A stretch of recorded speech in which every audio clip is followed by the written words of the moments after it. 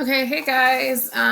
Today I'm going to read for you pages 27 through 50.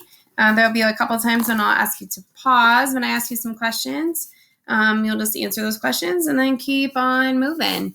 So this is at your own pace. I've also added some pictures for you to help you. Okay? Page 27, the performance space. Charlotte basically didn't stop talking as we headed down to the second floor. She was describing the play she had put on last year, which was Oliver. She played Oliver even though she's a girl. As she said this, she pushed open the double doors to a huge auditorium. At the other end of the room was a stage. Charlotte started skipping toward the stage. Julian ran after her and then turned around halfway down the aisle. "Come on," he said loudly, waving for me to follow him, which I did. "There were like hundreds of people in the audience that night," said Charlotte. And it took me a second to realize that she was talking about Oliver. I was so nervous. I had so many lines and I had all these songs to sing. I was so hard. Although she was talking to me, she really didn't look at me much. On opening night, my parents were all the way in the back of the auditorium, like where Jack is right now. But when the lights are off, you can't really see that far back. So I was like, where are my parents? Where are my parents? And then Mr. Resnick, our theater arts teacher last year, he said, "Charlotte, stop being such a diva." And I was like, okay. And then I spotted my parents and I was totally fine and I didn't forget a single line. While she was talking, I noticed Julian staring at me out of the corner of his eye. There is something I see people do a lot with me. They think I don't know they're staring, but I can tell with the way their heads are tilted. I turned around to see where Jack was. Jack had gone to, and he had stayed in the back of the auditorium, like he was bored. "We put on a play every year," said Charlotte. "I don't think he's going to want to be in the school play, Charlotte," said Julian sarcastically. "You can be in the play without actually being in the play," Charlotte answered, looking at me. "You can do the lighting, you can paint the backdrops." "Oh yeah, whoopee," said Julian, twirling his finger in the air. "But you don't have to take the theater arts elective if you don't want to," Charlotte said, shrugging. "There's dance or chorus or band. There's leadership." "Only dorks take leadership," Julian interrupted. "Julian, you're being so obnoxious," said Charlotte, which made Julian laugh. "I'm taking the science elective," I said. "Cool," said Charlotte. Julian looked directly at me. "The science elective is supposedly the hardest elective of all," he said. "No offense, but if you've never ever been in a school before, why do you think you're suddenly going to be smart enough to take a science elective? I mean, have you ever even studied science before? Like real science, not like the kind you do in kids." "Yeah," I nodded. "He was homeschooled, Julian," said Charlotte. "So teachers came to his house," said Julian, looking puzzled. "No, his mother taught him," answered Charlotte. "Is she a teacher?" Julian asked. "Is your mother a teacher?" Charlotte asked me. "No," I said.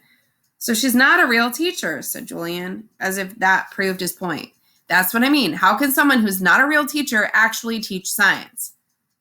"I'm sure you'll do fine," said Charlotte, looking at me. "Let's just go to the library now," Jack called out, sounding really bored.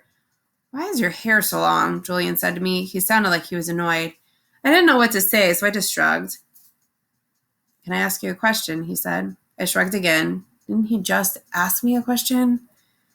"What's the deal with your face? I mean, were you in a fire or something?" "Julian, that's so rude," said Charlotte. "I'm not being rude," said Julian. "I'm just asking a question. Mr. Tushman said we could ask questions if we wanted to." "Not rude questions like that," said Charlotte. "Besides, he was born like that. That's what Mr. Tushman said. You just weren't listening." "I was so listening," said Julian. "I just thought maybe he was in a fire too." "Geez, Julian," said Jack, "just shut up." "You shut up," Julian yelled. "Come on, August," said Jack. "Let's just go to the library already." I walked towards Jack and followed him out of the auditorium. He held the double doors open for me, and as I passed by, he looked at me right in the face, kind of daring me to look back at him, which I did. Then I actually smiled. I don't know. Sometimes when I have the feeling like I'm almost crying, it can turn into an almost laughing feeling. And that must have been the feeling I was having then because I smiled, almost like I was going to giggle. The thing is, because of the way my face is, people don't know me very well and don't always get that I'm smiling. My mouth doesn't go up at the corner the way other people's mouths do. It just goes straight across my face. But somehow Jack Will got that I had smiled at him, and he smiled back. Julian's a jerk, he whispered before Julian and Charlotte reached us. But dude, you're going to have to talk, he said. He said this seriously, like he was trying to help me. I nodded as Julian and Charlotte caught up to us. We were all quiet for a second, all of us just kind of nodding, looking at the floor. Then I looked up at Julian. The word supposedly, by the way, I said. What are you talking about? You said supposedly before, I said. I did not. Yeah, you did. Charlotte nodded. You said the science elective is supposedly really hard. I heard you. I absolutely did not, he insisted. Whatever, said Jack. Let's just go. Yeah, let's just go, agreed Charlotte, following Jack down the stairs to the next floor. Started to follow her, but Julian cut right in front of me, which actually made me stumble backwards. Oops, sorry about that, said Julian. But I could tell from the way he looked at me that he wasn't really sorry at all. Okay, so I want you to pause right now, and I want you to think about the three characters that we have right now. We have Jack, Will, and we have Julian, and we have Charlotte. I want you to take a pause and write about what you think about the three characters and how they interact with Augie. What are their character traits, or what kind of people do you think that they are? So pause this reading and then continue when you're ready. Page 31, the deal. Mom and Mr. Tushman were talking when we got back to the office. Mrs. Garcia was the first to see us come back. She started smiling her shiny smile when we walked in. So, August, what did you think? Did you like what you saw? She asked. Yeah, I nodded, looking over at Mom. Jack, Julian, and Charlotte were standing by the door, not sure where to go or if they were still needed, and I wondered what else they had been told about me before they had met me. Did you see the baby chick? Mom asked me. As I shook my head, Julian said, Are you talking about the baby chicks in science? Those got donated to a farm at the end of the school year, at the end of every school year. Oh, said Mom, disappointed. But they hatch new ones every year in science, Julian added. So August will be able to see them again in the spring. Oh, good, said Mom, eyeing me. They were so cute, August. I wish you wouldn't talk to me like I was a baby in front of all these people. So, August, said Mr. Tushman, did these guys show you around enough, or do you want to see more? I realized I forgot to ask them to show you the gym. We did anyway, Mr. Tushman, said Julian. Excellent, said Mr. Tushman. And I told them about the school play and some of the electives, said Charlotte. Oh no, she said suddenly, we forgot to show him the art room. That's okay, said Mr. Tushman. But we can show it to him now, Charlotte offered. Don't we have to go pick up Via up soon? I asked Mom. That was our signal for me telling Mom if I really wanted to leave. Oh, you're right, said Mom, getting up. I could tell she was pretending to check the time on her watch. I'm sorry, everybody. I lost track of time. We have to go pick up my daughter at her new school. She's taking an unofficial tour today. This part wasn't a lie, that Via was checking out her new school today. The part that was a lie was that we were picking her up at the school, which we weren't. She was coming home with Dad later. Where does she go to school? Asked Mr. Tushman, getting up. She's starting Faulkner High School this fall. Wow, that's not an easy school to get into. Good for her. Thank you, said Mom, nodding. It'll be a bit of a schlep, though. A train down to the 86th, then across town bus all the way to the east side. Takes an hour that way, but it's just a 15-minute drive. It'll be worth it. I know a couple of kids who got into Faulkner and love it, said Mr. Tushman. We should really go, Mom, I said, tugging at her pocketbook. We said goodbye kind of quickly after that. I think Mr. Tushman was a little surprised that we were leaving so suddenly. And then I wondered if he would blame Jack and Charlotte, even though it was really only Julian who made me feel kind of bad. Everyone was really nice, I made sure to tell Mr. Tushman before we left. I look forward to having you as a student, said Mr. Tushman, patting my back.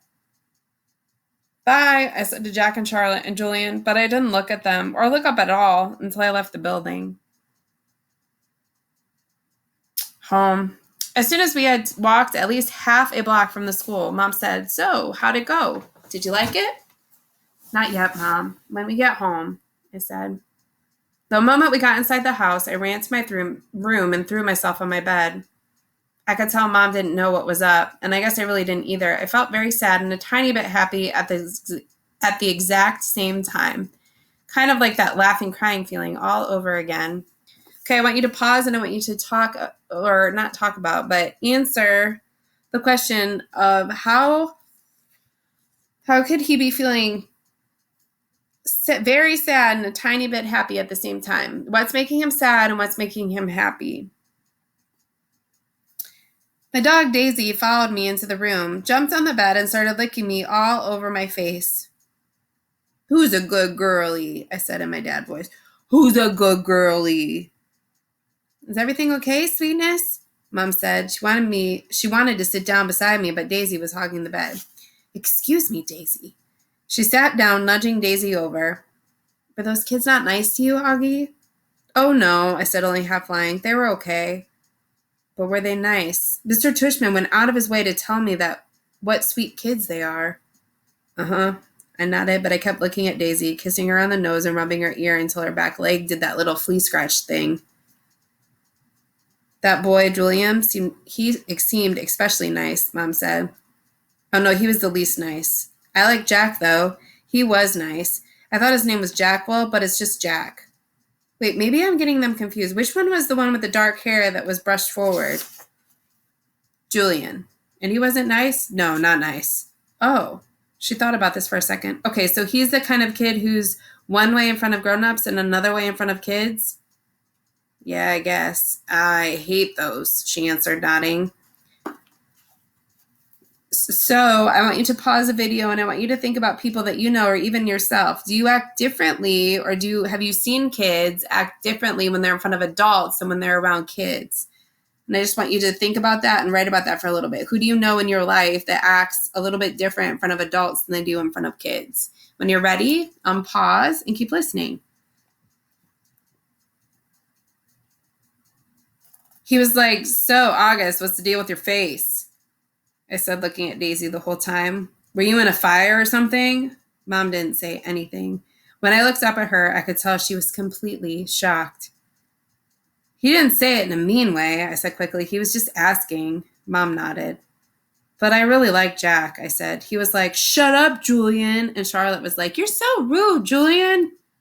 Mom nodded again. She pressed her fingers on her forehead like she was pushing against a headache. "So sorry, Augie," she said quietly. Her cheeks were bright red. "No, it's okay, Mom, really. You don't have to go to school if you don't want to, sweetie." "I want to," I said. "Augie, really, Mom, I want to." And I wasn't lying. Page 35. First day jitters. Okay, so I admit that the first day of school, I was so nervous that the butterflies in my stomach were more like pigeons flying around my insides. Mom and Dad were probably a little nervous too, but they acted all excited for me, taking pictures of me and Via before we left the house, since it was Via's first day of school too.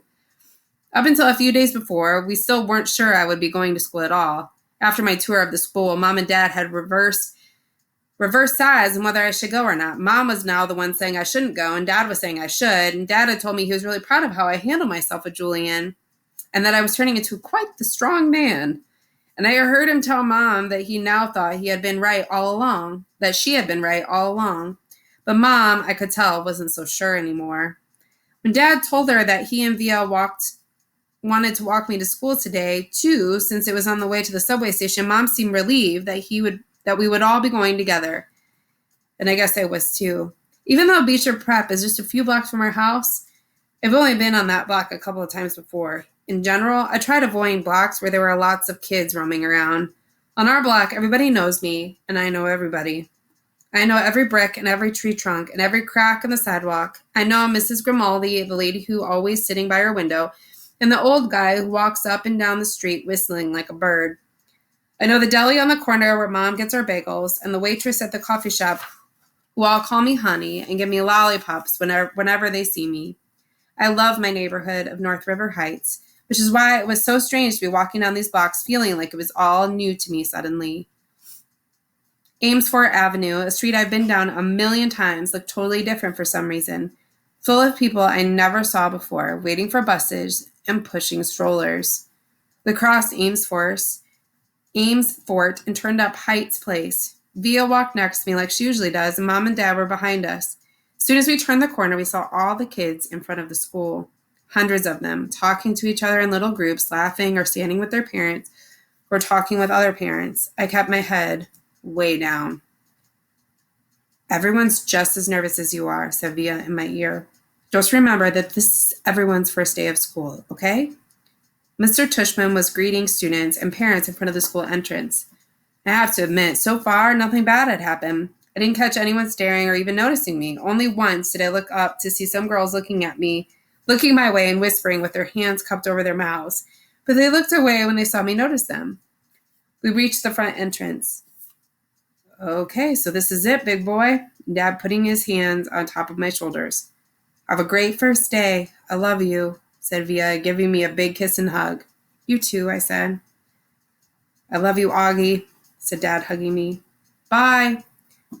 Then Mom hugged me, but I could tell she was about to cry, which would have totally embarrassed me, so I gave her a fast, hard hug, turned, and disappeared into the school.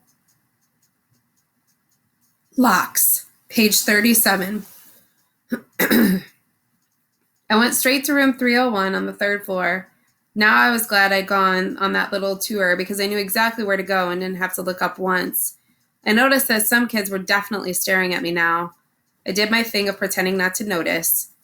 I went inside the classroom and the teacher was writing on the chalkboard where all the kids started sitting in different desks. Desks were in a half circle facing the chalkboard, so I could choose the desk in the middle toward the back, which I thought would make it harder for anyone to stare at me. I still kept my head way down, just looking up enough from under my banks to see everyone's feet. As the desk started to fill up, I did notice that no one sat down next to me. A couple of times someone was about to sit next to me, then changed his or her mind the last minute and sat somewhere else. Hey, August. It was Charlotte giving me her little wave as she sat down at the desk in the front of the class. Why anyone would ever choose to sit way up front in a class, I don't know. Hey, I said, nodding hello. Then I noticed Julian was sitting a few seats away from her, talking to some other kids. I know he saw me, but he didn't say hello. Suddenly, someone was sitting down next to me. It was Jackwell. Jack. What's up? He said, nodding at me. Hey, Jack, I answered, waving my hand, which immediately wished I hadn't done because it felt kind of uncool. Okay, kids, okay, everybody, settle down, said the teacher, now facing us. She had written her name, Ms. Petosa, on the chalkboard. Everybody find a seat, please. Come on, she said to a couple of kids who had just walked in the room. There's a seat there and right there. She hadn't noticed me yet. Now, the first thing I want everyone to do is stop talking and... She noticed me. Put your backpacks down and quiet down. She had only hesitated for a millionth of a second, but I could tell the moment she saw me, like I said, I'm used to it by now. I'm going to take attendance and do the seating chart, she continued, sitting on the edge of her desk. Next to her were three neat rows of accordion folders. When I call your name, come up and I'll hand you your folder with your name on it. It contains your class schedule and your combination lock, and you should not try to open it until I tell you. Your locker number is written on the class schedule. Be forewarned that some lockers are not right outside this class, but down the hall. Before anyone even thinks of asking, no, you cannot switch lockers and you can't switch locks. Then, if there's time at the end of this period, we're all going to get to know each other a little bit better. Okay? Okay. She picked up the clipboard on her desk and started reading the names out loud. Okay, so Julian Obbins, she said, looking up. Julian raised his hand and said, here, at the same time. Hi, Julian, she said, making a note on her seating chart. She picked up her very first folder and held it out towards him. Come pick it up, she said, kind of no nonsense. He got up and took it from her. Zamina Chin, she handed a folder to each kid as she read off the names. As she went down the list, I noticed that the seat next to me was the only one still empty, even though there were two kids sitting at one desk just a few seats away. She called the name of one of them, a big kid named Henry Joplin, who already looked like a teenager. She said, Henry, there's an empty desk right there. Why don't you take that seat, okay? She handed him his folder and pointed to the desk next to me. Although I didn't look at him directly, I could tell Henry did not want to move next to me. Just by the way he dragged his backpack on the floor as he came over, like he was moving in slow motion. Then he plopped his backpack up really high on the right side of the desk, so it was kind of like a wall between the desk and mine. Maya Markowitz, Mrs. Petosa was saying. Here, said a girl about 4 desks down from me. Miles Nowry. Here, said the kid that had been sitting with Henry Joplin. As he walked back to his desk, I saw him shoot Henry a poor you look. August Pullman, said Miss Petosa. Here, I said quietly, raising my hand a bit. Hi, August, she said, smiling at me very nicely. When I got up to get my folder, I kind of felt everyone's eyes burning into my back for the few seconds I stood in the front of the class, and everybody looked down when I walked back to my desk. I resisted spinning the combination when I sat down, even though everyone else was doing it, because she had specifically told us not to. I was already pretty good at opening up locks anyways, because I've used them on my bike. Henry kept trying to open his lock, but couldn't do it. He was getting frustrated and kind of cursing under his breath. Miss Petosa called out the very next few names. The last name was Jackwell. After she handed Jack his folder, she said, okay, so everybody write your combination down somewhere safe that you won't forget it, okay? But if you do forget, which happens at least 3.2 times per semester, Miss Garcia has a list of the combination numbers. Now go ahead, take your locks out of your folder and spend a couple minutes practicing how to open them, though I know some of you went ahead and did that anyway. She was looking at Henry when she said that. And in the meanwhile, I'll tell you guys a little something about myself. And you guys can tell me a little bit about yourselves, and we'll get to know each other. Sound good? Good. She smiled at everyone, though I felt like she was smiling at me the most. It wasn't a shiny smile like Miss Garcia's smile, but a normal smile, like she meant it. She looked very different from what I thought teachers looked like. I guess I had thought that she had looked like Miss Fowl from Jimmy Neutron, an old lady with a big bun on top of her head, but in fact, she looked exactly like Mon Mothma from Star Wars Episode 6. Haircut kind of like a boy's, and a big white shirt kind of like a tunic. She turned around and started writing on the chalkboard. Henry still couldn't get his lock to open, and he was getting more and more frustrated every time someone else popped one open. He got really annoyed, and when I was able to open mine on the first try, the funny thing is, if he hadn't put the backpack between us, I most definitely would have offered to help him. Around the room, Miss Petosa told us a little bit about who she was. It was boring stuff, like where she originally came from and how she always wanted to teach, and she left her job on Wall Street about 6 years ago to pursue her dream and teach kids. She ended by asking if anyone had any questions, and Julian raised his hand. Yes. She had to look at the list to remember his name. Julian? It's cool about how you're pursuing your dream, he said. Thank you. You're welcome. Smiled proudly. Okay, so why don't you tell us a little bit about yourself, Julian? Actually, here's what I want everyone to do. Think of 2 things you want other people to know about you. Actually, wait a minute. How many of you came from Beecher Lower School? About half the kids raised their hand. Okay, so a few of you already know each other, but the rest of you, I guess, are new to the school, right? Okay, so everyone think of 2 things you want other people to know about you. And if you know some of the other kids, try to think of things they don't already know about you. Okay. So let's start with Julian and we'll go around the room. Julian scrunched up his face and started tapping his forehead like he was thinking really hard. Okay, whenever you're ready, Miss Petosa says. Okay, so number 1 is that, do me a favor and start with your names, okay? Miss Petosa interrupted. It'll help me remember everyone. Okay, so my name is Julian, and the number 1 thing I'd like to tell everyone about myself is that I just got Battleground Mystic from my Wii, and it's totally awesome. And the number 2 thing is that we got a ping pong table this summer. Ooh, very nice. I love ping pong, said Miss Petosa. Does anyone have any other questions for Julian? Is Battleground Mystic multiplayer or 1? Said the kid named Miles. Not those kinds of questions, guys, said Miss Petosa. Okay, so how about you? She pointed to Charlotte, probably because her desk was closest to the front. Oh, sure. Charlotte didn't hesitate for even a second, like she knew exactly what she wanted to say. My name is Charlotte. I have 2 sisters, and we got a new puppy named Suki in July. We got her from an animal shelter, and she's so cute. That's great, Charlotte. Thank you, said Miss Petosa. Okay, then, who's next? All right, page 43. Lamb to the slaughter. Like a lamb to the slaughter, something that you say about someone who goes somewhere calmly, not knowing that something unpleasant is going to happen to them. I Googled it last night. That's what I was thinking when Miss Petosa called my name, and suddenly it was my turn to talk. My name is August, I said, and I kind of mumbled it. What? Said someone. Can you speak up, honey? Said Miss Petosa. My name is August, I said louder, forcing myself to look up. I have a sister named Via and a dog named Daisy, and that's it. Wonderful, said Miss Petosa. Anyone have questions for August? No one said anything. Okay, you're next, said Miss Petosa to Jack. Wait, I have a question for August, said Julian, raising his hand. Why do you have that tiny braid in the back of your hair? Is that like a Padawan thing? Yeah, I shrugged, nodded. What's a Padawan thing? Said Miss Petosa, smiling at me. It's from Star Wars, answered Julian. A Padawan is a Jedi apprentice. Oh, interesting, answered Miss Petosa, looking at me. So are you into Star Wars, August? I guess. I nodded, not looking up, because what I really wanted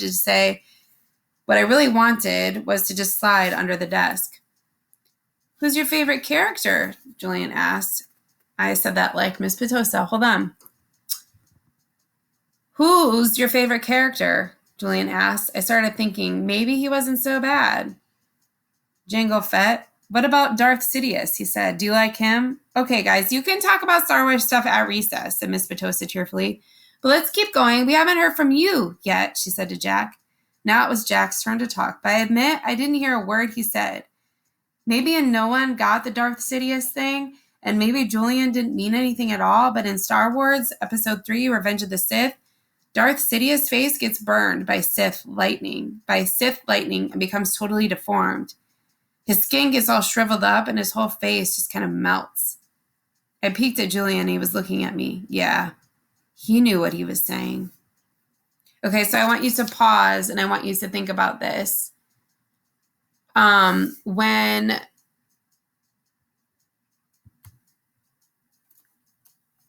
Julian talks about Darth Sidious and his asking Julian why that's not his favorite, what was Julian really trying to do? Was he really actually trying to see what the favorite was, or was he trying to hurt August's feelings without Miss Petosa knowing? So was he playing that game again of being someone different in front of adults and with kids? So I want you to reflect on that. So pause the video and think about what Julian was trying to do, and then we'll move on.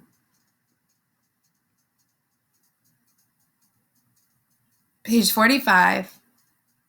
Choose kind.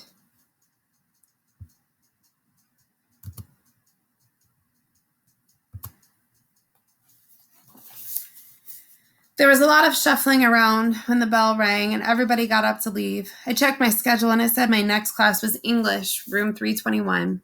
I didn't stop to see if anyone else from my homeroom was going my way. I just zoomed out of the class, down the hall, and sat down as far from the front as possible. The teacher was a really tall man with a yellow beard. He was writing on the chalkboard. Kids came in laughing and talking in little groups, but I didn't look up. Basically, the same thing that had happened in homeroom happened again. No one sat next to me except for Jack, who was joking around with some kids who weren't in our homeroom. I could tell that Jack was the kind of kid other kids liked. He had a lot of friends. He made people laugh. When the second bell rang, everyone got quiet, and the teacher turned around to face us. His name was Mr. Brown, and then he started talking about what we would be doing this semester. At a certain point, somewhere between A Wrinkle in Time and Shen of the Sea, he noticed me, but kept right on talking. I was mostly doodling in my notebook when he talked, but every once in a while, I would sneak a look at the other students. Charlotte was in this class, so were Julian and Henry. Miles wasn't. Mr. Brown had written on the chalkboard in big black letters, P-R-E-C-E-P-T. Okay, everybody, write this down at the very top of your first page in your English notebook. As we did what he told us to do, he said, okay, so who can tell me what a precept is? Does anyone know? No one raised their hand. Mr. Brown smiled, nodded, and turned around to write on the chalkboard again. Precepts equals rules about really important things.